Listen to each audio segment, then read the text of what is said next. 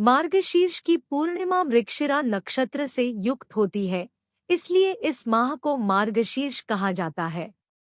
हालांकि इस महीने के मकसर, अगहन, अग्रहायण आदि नामों से भी जाना जाता है। मार्गशीर्ष पूर्णिमा को व्रत रखा जाता है। इस दिन भगवान नारायण की पूजा का विधान माना गया है।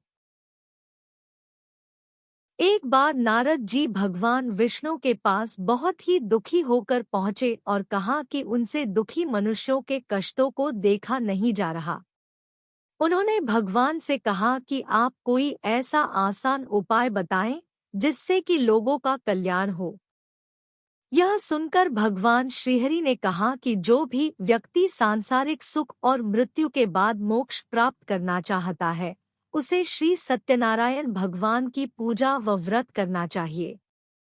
भगवान विष्णु ने फिर सत्यनारायण व्रत के बारे में विस्तार से बताया।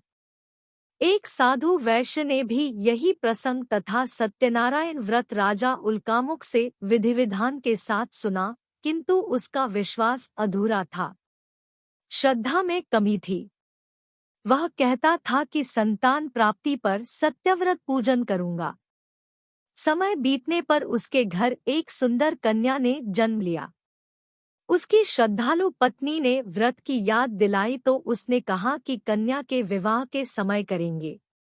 समय आने पर कन्या का विवाह भी हो गया, किंतु उस वैश्य ने व्रत नहीं किया।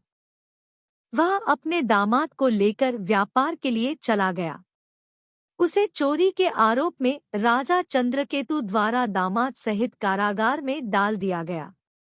पीछे घर में भी चोरी हो गई। पत्नी लीलावती व पुत्री कलावती भिक्षावृत्ति के लिए विवश हो गई। एक दिन कलावती ने किसी विप्र के घर श्री सत्यनारायण का पूजन होते देखा। उसने घर आकर माँ को बताया।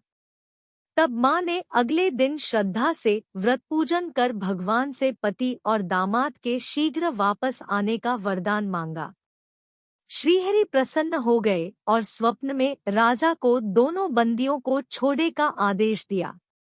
राजा ने उनका धन धान्य तथा प्रचुर द्रव्य देकर उन्हें विदा किया। वह साधु वैश्य घर आकर पूर्णिमा और संक्रांति को सत्यव्रत का जीवन पर्यंत आयोजन करता रहा। फलत सांसारिक सुख भोगकर उसे मोक्ष प्राप्त हुआ। इसी प्रकार राजा तुंगध्वज ने वन में गोपगणों को श्री सत्यनारायण भगवान का पूजन करते देखा, किंतु प्रभुता के मद में चूर राजा न तो पूजा स्थल पर गया, न दूर से ही प्रणाम किया और न ही गोपगणों द्वारा दिया प्रसाद ग्रहण किया। परिणाम यह हुआ कि राजा के पुत्र, धन धान्य, अश्वगजादि सब नष्ट हो गए। राजा को अकस्मात यह आभास हुआ कि विपत्ति का कारण सत्यदेव भगवान का निरादर है। उसे बहुत पश्चाताप हुआ।